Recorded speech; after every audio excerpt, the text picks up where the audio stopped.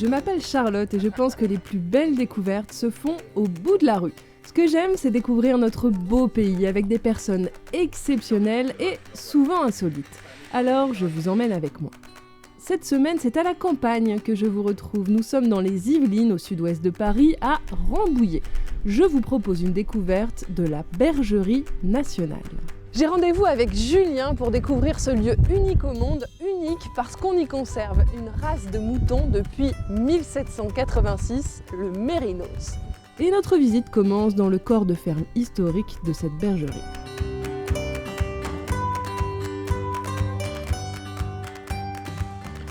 Julien, pourquoi on a eu l'idée de créer une bergerie nationale ici ? Alors à la base, il n'y a pas d'idée de faire une ferme dans le domaine de Rambouillet. C'est que Louis XVI, il aime bien venir chasser ici, donc il va acheter le domaine pour la chasse, il va le modeler pour la chasse et il va profiter en fait de l'agromanie, donc les philosophes de l'époque s'intéressent un peu à l'élevage pour construire une ferme d'acclimatation où on va aller chercher des animaux qui viennent un peu partout en Europe pour étudier en fait leur adaptation au climat français et voir si on peut les valoriser après dans l'élevage, quoi. Et pourquoi plus particulièrement sur l'élevage, sur le mouton ? Pour une raison simple, c'est qu'à l'époque, la France, en fait, elle est très mal placée sur le marché animal en France. Donc on importe beaucoup de produits de l'étranger. Donc l'objectif, c'est que la France tende vers l'autonomie pour les animaux, voire même devienne référence, quoi. Donc là, on est dans le bâtiment historique. Qu'est-ce qui se passait ici ?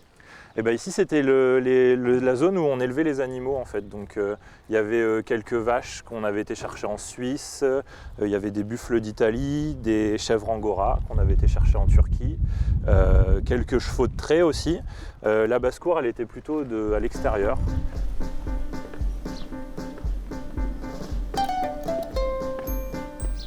On est dans le symbole de l'établissement, le pigeonnier. Comment ça se passait ? Il y avait un pigeon par case, c'est ça ?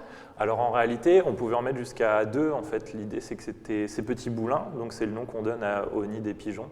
On pouvait mettre jusqu'à un couple par petit nid et donc si je ne me trompe pas, il y en a un petit peu plus de 1000, donc on pouvait accueillir jusqu'à 2000 pigeons dans cette enceinte. Et donc ils étaient utilisés pour fertiliser, comme fertilisant, c'est ça ? C'est ça, donc les petites fientes que font les pigeons, qu'on appelle le guano, qui est considéré comme le meilleur engrais naturel qui existe, étaient récupérés. Donc il y avait des personnes qui travaillaient ici pour récupérer ce guano, qui était ensuite étalé sur les terres du roi pour pouvoir fertiliser la production de la ferme. Il a été construit quand, ce pigeonnier ? Il a été terminé en 1785. En réalité, il n'a pas beaucoup servi puisque comme le pigeonnier était symbole de privilège, à la Révolution, on abolit les privilèges, donc ce pigeonnier, on estime qu'il ne faut plus l'utiliser, donc il est dans son jus, il n'a quasiment pas servi, il est tout neuf, quoi. Aujourd'hui, les animaux phares de la bergerie ne sont plus les pigeons, mais les moutons mérinos. À l'époque de Louis XVI en 1786, des moutons sont importés d'Espagne. Aujourd'hui, ils sont devenus l'emblème et le symbole de la bergerie.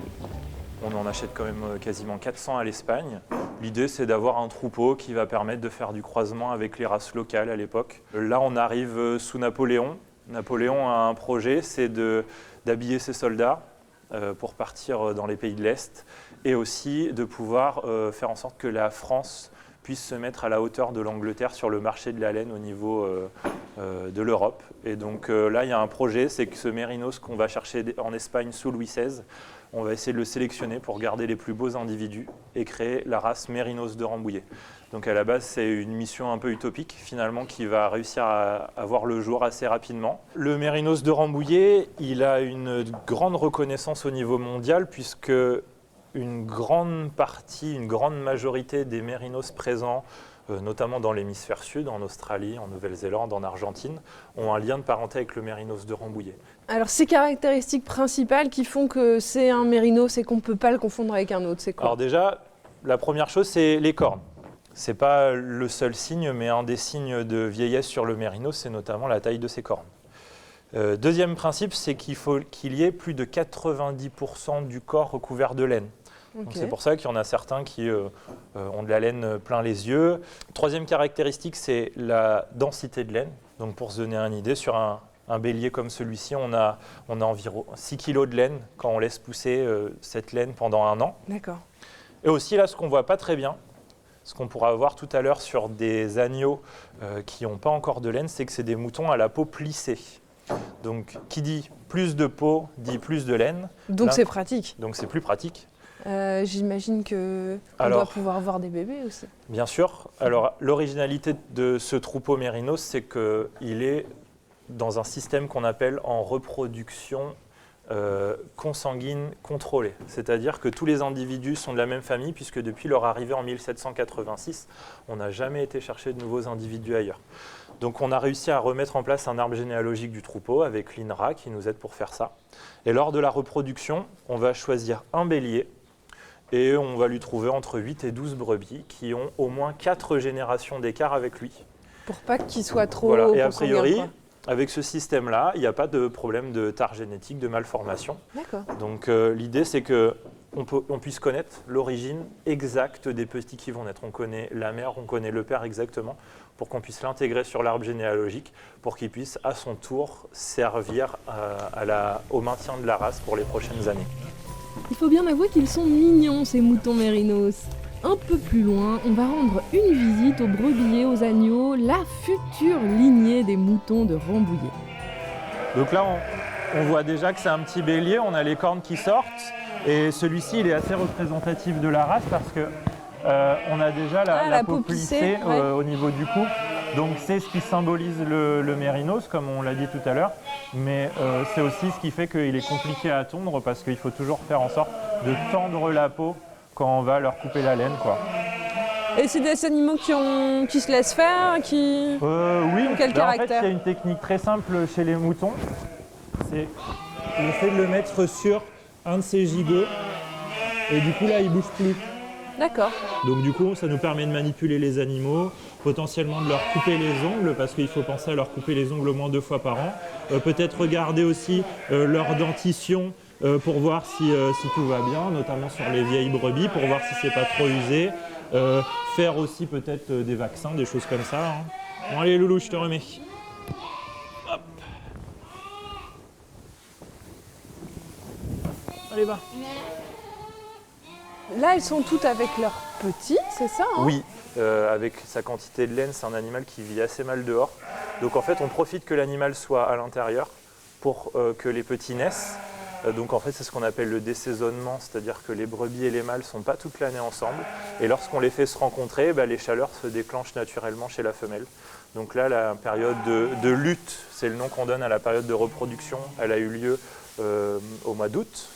Et donc les petits sont nés à partir du mois de janvier, février. Et donc du coup, on les laisse avec leur mère au moins 3 mois. Alors il y en a qui sont là sous une petite lampe, ils sont tout seuls. Qu'est-ce qui Oui, s'est alors passé? ceux-là, du coup, c'est qu'on les a mis de côté parce que les mères avaient soit pas les capacités de s'en occuper, parce que la brebis mérinos, c'est pas une très grande productrice de lait, donc il suffit qu'elle fasse des jumeaux, et elle aura beaucoup de mal à s'occuper de jumeaux. Donc on les élève du coup au biberon nous-mêmes. Ou alors c'est des brebis qui ont carrément abandonné leurs petits. Ça arrive, voilà, l'instinct maternel n'est pas présent, donc elles les repoussent. Donc nous, l'objectif, c'est de faire en sorte que tous les agneaux aient leur chance. Et ceux qui sont ici? Alors là, ce sont des jeunes béliers qui ont maintenant 14 mois. Et donc c'est les béliers qui vont intégrer le troupeau de mâles adultes dès le printemps. Donc c'est les futurs reproducteurs de la race mérinos de Rambouillet. C'est la nouvelle génération. Exactement. Il n'y a pas que des moutons ici, il y a aussi pas mal de poules et surtout des poules locales. Et si Julien m'emmène les voir, c'est parce que c'est son endroit préféré ici. Julien est passionné par les gallinacés. Vous avez un poulailler là où vous avez un petit peu de tout, donc des pintades, le dindon, les dindes, quelques races de poules ornementales. Et puis on a aussi une petite partie sensibilisation où là on élève des races locales, là comme ici la poule de Houdan, on a aussi des poules de Faverolles et de Mantes qui sont typiquement très d'ici. anciennes, voilà, qui ont une histoire dans l'élevage, mais aussi qui ont une histoire dans la gastronomie française. Hein. La poule de Houdan, c'est le pâté en croûte façon Houdan. Donc c'est des choses qui ont marqué la France dans diverses catégories, quoi. Donc moi, si j'habite dans la région par exemple, Autant que je prenne une poule d'ici, non? Bien sûr, Et on peut en existe, venir en chercher bien ici, sûr. par exemple? Que ce soit ici ou il y a même des associations qui proposent des listes d'éleveurs. Et donc, quitte à avoir une poule chez soi, autant participer à la conservation des races du coin. Et donc, nous, ici, une fois par an, on propose des ventes de races locales pour que vous puissiez le mettre dans votre jardin. Des moutons, des poules, des chevaux, des cochons, des vaches, des lapins, la Bergerie Nationale, c'est une véritable ferme qui emploie près de 120 personnes. Et il en faut du monde pour s'occuper des animaux, accueillir le public, faire de l'éducation à l'environnement ou encore vendre les produits de la ferme. La Bergerie Nationale, elle appartient à l'État. Son tuteur, c'est le ministère de l'Agriculture. Mais il ne faut pas oublier que pour un établissement qui soit viable et qui ait du sens, du coup, il faut qu'il y ait une ferme qui fonctionne. Donc on a vu des moutons, on a aussi des vaches, où là, c'est le système le plus abouti puisque les vaches sont labellisées en agriculture biologique, c'est-à-dire que le lait qu'elles produisent est bio. On a notre propre atelier de transformation sur la ferme, donc on fabrique des yaourts et prochainement des fromages aussi avec le lait de ces vaches. Et les yaourts, on les mange où? Dans un circuit de 50 km autour de la ferme, donc ça va être les cantines scolaires ou la restauration collective. Ces yaourts, on les trouve également dans la boutique. Ici, on retrouve tous les produits de la ferme et des producteurs locaux. On retrouve surtout la star des lieux, la laine Mérinos. Et la responsable de la boutique, c'est Émilie. Là, je suis en train de toucher de la laine qui vient des moutons potentiellement qu'on a vu tout à l'heure. Alors c'est même que la laine qui vient des moutons que vous avez vu tout à l'heure. On revend la laine Mérinos de Rambouillet uniquement dans notre boutique. Alors donc ici, il y a à la fois des étoles comme on des voit, étoles, et des puis quoi d'autre? écharpes, des plaids et toutes nos pelotes pour que chacun puisse tricoter ce qu'il a envie. Alors ici, on peut aussi manger, je vois. Oui. Qu'est-ce qu'on trouve? Alors là, vu qu'on est dans le Mérinos Café, donc c'est là où on accueille tous nos visiteurs. Quand ils ont visité, on peut manger, boire un petit jus de fruits, un petit chocolat chaud de la ferme. Et on peut acheter les produits qu'on fabrique ici ou alors des producteurs locaux. Ah oui, donc le lait aussi des vaches, hop, on peut le boire sous forme de chocolat On peut le boire chaud. sous forme de chocolat Les chaud yaourts aussi, on a parlé des yaourts. Et les yaourts aussi, oui, on vend nos yaourts dans la vitrine. Donc on a beaucoup de personnes qui en prennent pour le goûter ou alors qui en emmènent chez eux parce qu'il est très très bon. La majorité des personnes est intéressée par les produits locaux, savoir d'où ça vient, comment c'est fait et que ce soit fait le plus localement possible. Donc c'est ce qu'on essaie de faire pour proposer aux gens. Pour revoir cette émission, Julien, les poules, les moutons, rendez-vous sur terredefrance.tv. Mais comme vous vous en doutez, à Rambouillet, il y a plein de choses à voir. Alors je vous donne rendez-vous très vite pour de nouvelles rencontres.